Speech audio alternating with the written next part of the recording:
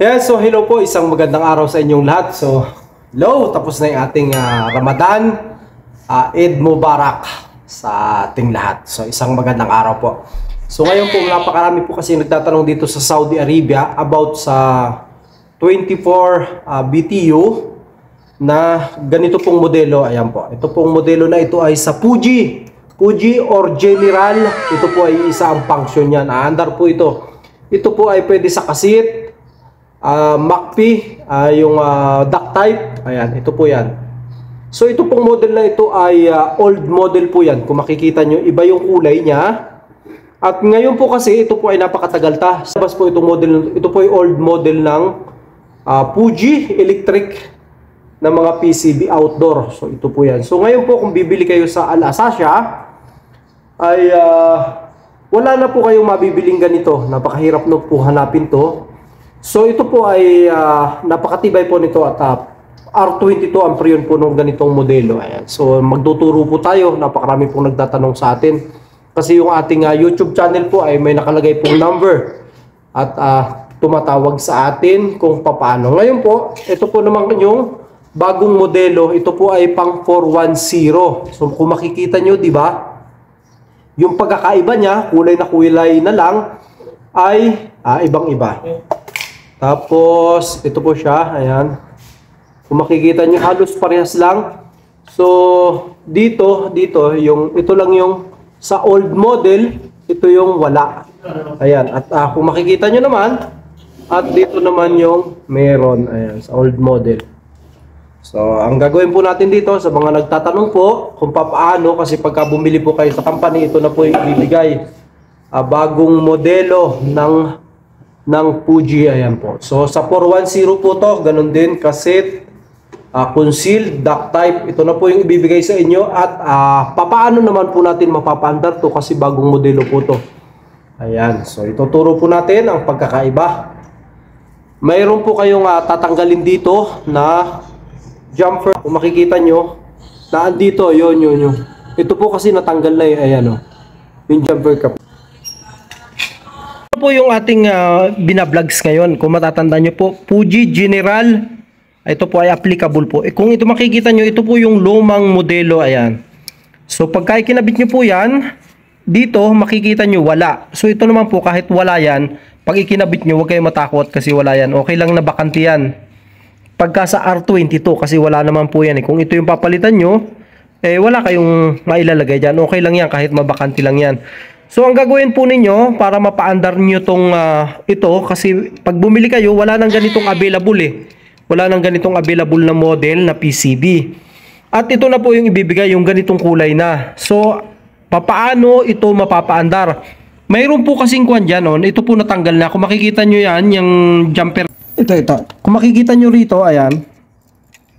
May wire dyan na naka-jumper. Ito ang hitsura niyan. Parang ganito po yan, Parang ganito siya, Ito katulad nito, jumper 14. Ayan po. Jumper 14. Ito naman po ay jumper 27 yan. Nakabalandra dyan. Dito, nakalagay dyan, Hada fi silk hina. Hadid sa wipuko. Badin iji syokul had. Intama pi puko hada. Hada jumper. Hena ma pi puko. Ma iji syokul alatul. Error alatul. Lasim puku hada. Less interakip hada model. Simsim hada. Lazim inta puku. Shop hena. Hena mafi mojud. Hada lazim hada parak hena. Jadid model. Mojud hena jumper. Simsim hada hadid. Lazim puku hada. Gusto hada. So yun po yung problema niya, yun po yung pagkakaiba lang nito. And then ikabit nyo na, aandar na po yan. Yung jumper 27 lang po yung tatanggalin nyo. Doon sa error na, doon sa may capacitor na yan. Ayan po. So marami pong nagtatanong nito. Ayan po. Fuji General, pwede pong mag-function yan. Ayan po. So basta nag-error po ng 11 or 13, 11. 00, 01, ito po yung pinapalitan dyan. Ayan po. Communication error. Ito po yung communication error niya. So, sana po ay naintindihan ninyo. Ito po ay dito sa workshop. Ayan, dyan po yan. Pinapaandar. So, kinuha ko lang para sa tutorial po natin. Sana po ay naintindihan ninyo.